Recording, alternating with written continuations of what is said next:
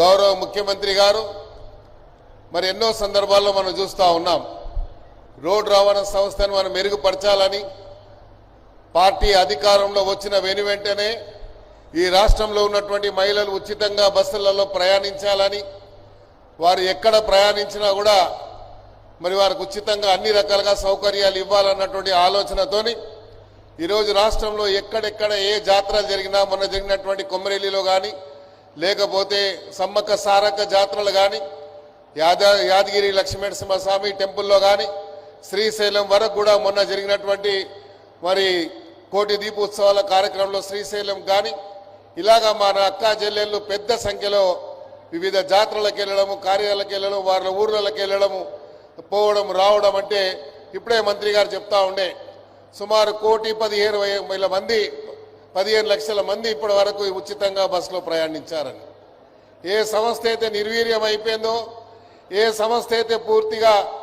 మరి మూతపడుతుందన్నటువంటి దాన్ని లాభాల్లోకి తీసుకొచ్చినటువంటి ఘనత మన ముఖ్యమంత్రి గారికి దక్కింది. కాబట్టి ఈ సంస్థ ఇంకా అభివృద్ధి చెందాలని,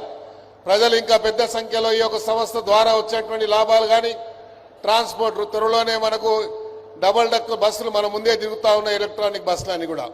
ఈ ఎలక్ట్రిక్ బస్సులు వచ్చిన తర్వాత ఈ రాష్ట్రంలో ప్రత్యేకంగా హైదరాబాద్లో ఉన్నటువంటి కాలుష్యం కూడా పోయి మరి పొల్యూటెడ్ ఫ్రీగా సిటీగా అయ్యేటువంటి అవకాశం ఉంది. అందుకనే ముఖ్యమంత్రి గారు ఆలోచించారు, ఈ రాష్ట్రం ఎట్లయితే రైజింగ్ హైదరాబాద్ అని, రైజింగ్ తెలంగాణ అని, హైదరాబాద్ రైజ్ అయినప్పుడే ప్రపంచవ్యాప్తంగా ప్రపంచంలో ఉన్నటువంటి వేరియస్ కంట్రీలో ఉన్నటువంటి వాళ్ళందరినీ we can attention the draw of their various departments కానీ, లేకపోతే మల్టీనేషనల్ కంపెనీస్ కానీ, ఆ రకంగా ప్రపంచం అందరూ కూడా దృష్టిని కేంద్రీకరించాలన్నటువంటి ఆలోచనతోని ఈ ఒకటే డిపార్ట్మెంట్ కాదు, ఈ ఒకటే సంస్థ కాదు, ఈ రాష్ట్రంలో ఉన్నటువంటి వివిధ సంస్థలన్నీ కూడా మెరుగుపరచాలని, తద్వారా రాష్ట్ర ప్రజలకు ఏ నమ్మకంతోనైతే రాష్ట్రాల ప్రజలు అధికారం ఇచ్చారో వారికి ఆ స్థాయిలో మన యొక్క ఫలాలు అందించాలన్నటువంటి సంకల్పంతో ముఖ్యమంత్రి గారు చేస్తున్నటువంటి కృషికి ప్రత్యేకంగా మీరందరూ ఆశీర్వదించాలని, ఈ రాష్ట్రం ఇంకా సర్వతోముఖ అభివృద్ధి చెందడానికి మీరు కృషి చేయాలని,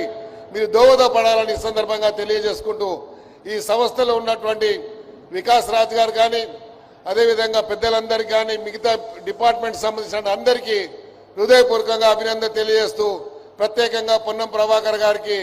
హృదయపూర్వకంగా అభినందనలు తెలియజేస్తూ ఈ అవకాశం ఇచ్చినందుకు హృదయపూర్వకంగా ధన్యవాదాలు. Thank you.